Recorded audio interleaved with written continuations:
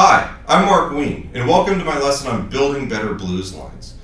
Now, this lesson is a lesson that I give the students in my performance classes who might not necessarily be private students of mine. They may not know a ton of theory, they know a minor pentatonic or a blues scale, but they have problems finding notes that work over the one chord.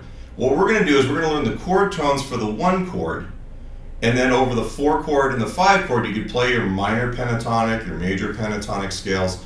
The example solo that we've got here, we've got a little bit more of the chord tone stuff over the five and the four chords as well, but you can kind of play it both ways. So anyway, here you go. We're going to actually start with the example solo, and then we'll get into how we built those lines.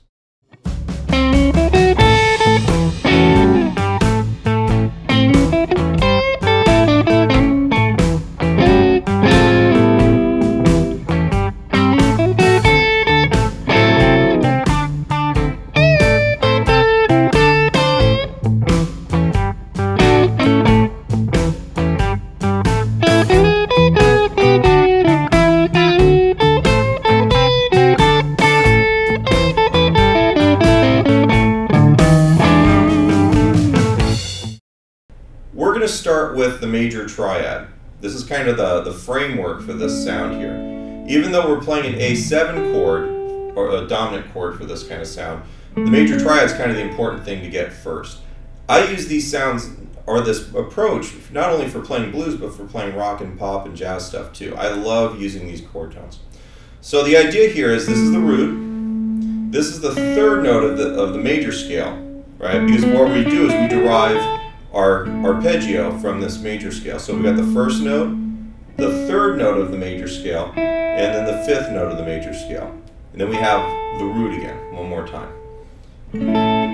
If we add to that the sixth note of the major scale, we get something that's very easy to use to build lines.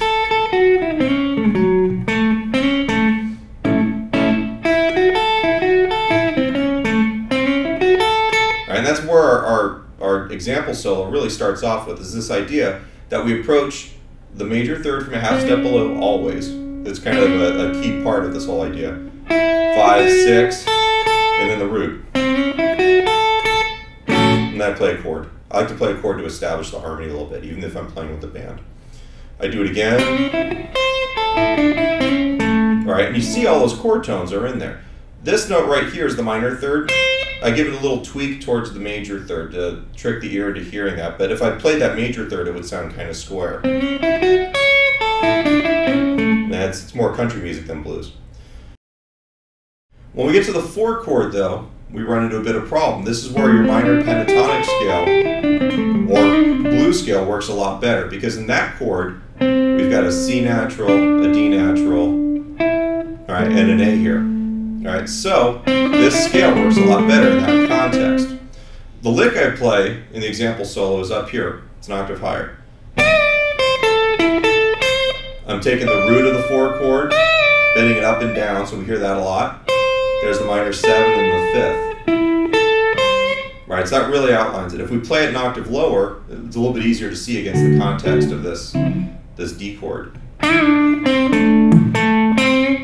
All right, and then after that, I do a little bit of like, here's the A chord again, you know, with that. When we get to the 5 and the 4 chords, in this case, I'm actually going to play, that is completely an E7 chord sound. That's the root, sliding up to the major third. There's the fifth, a little chromatic thing into the root again. All right, and then this is for the D7 chord. That's the major third, fifth, 7, 5, 6, 3.